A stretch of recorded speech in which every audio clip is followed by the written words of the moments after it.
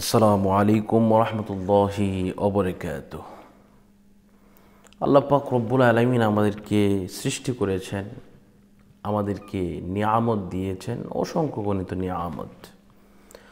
কিন্তু এই নিয়ামতের শুকর কিন্তু আমরা করি না। আল্লাহ পাক বলেন, ফাযকুরুনি আযকুরুকুম ওয়াশকুরুলি ওয়ালা তাকফুরুন। আমি যে নিয়ামত তোমাদেরকে দান করেছি, এই নিয়ামত পাওয়ার পরে যদি তোমরা আল্লাহর শুকরিয়া না করো, আমি আল্লাহ সেই নিয়ামতগুলো উঠিয়ে নেব। আপনার সম্পদ আছে, এজন্য আল্লাহর শুকরিয়া আদায় করতে হবে। আপনার সন্তান হয়েছে, এজন্য আল্লাহর শুকরিয়া আদায় করতে হবে। আপনি ভালো চাকরি পেয়েছেন, সেজন্য আল্লাহর শুকরিয়া আদায় করতে হবে। আপনার সুস্থ দেহ আছে, সেজন্য আল্লাহর শুকরিয়া আদায় করতে হবে। জীবনের প্রতিটি পদক্ষেপে, প্রতিটি কাজে কাজে আল্লাহ পাকের শুকরিয়া অবশ্যই আদায় করতে হবে। যদি শুকরিয়া আদায় না করেন, এই নিয়ামতগুলা হয়তোবা কোনো একদিন আপনার কাছ থেকে, আমার কাছ থেকে ছিনিয়েও নিতে পারেন। এজন্য আসুন আমরা আল্লাহর শুকর কিভাবে আদায় করব। ইনশাল্লাহ সবচেয়ে সুন্দর সিস্টেম হচ্ছে আলহামদুলিল্লাহ পাঠ করা। আপনি যে কোনো কাজ করতেছেন, আলহামদুলিল্লাহ পাঠ করবেন।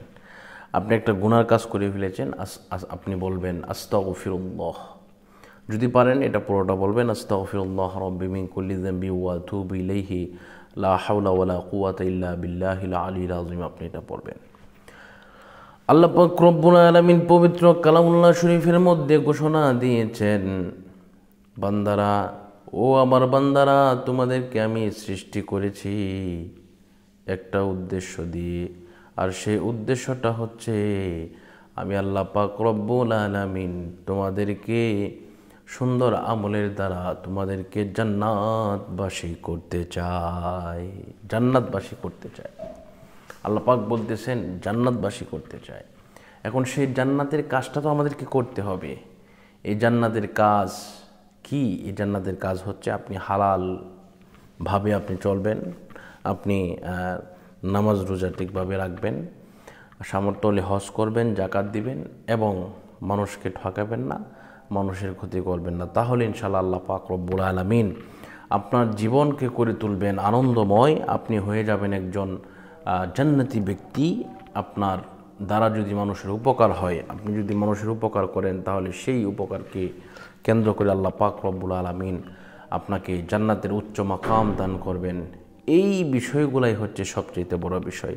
আপনি মানুষের ক্ষতি করে যদি 5 ওয়াক্ত নামাজ পড়েন, সারাদিন আল্লাহর রাস্তায় চলেন, তাহলে কিন্তু লাভ হবে না।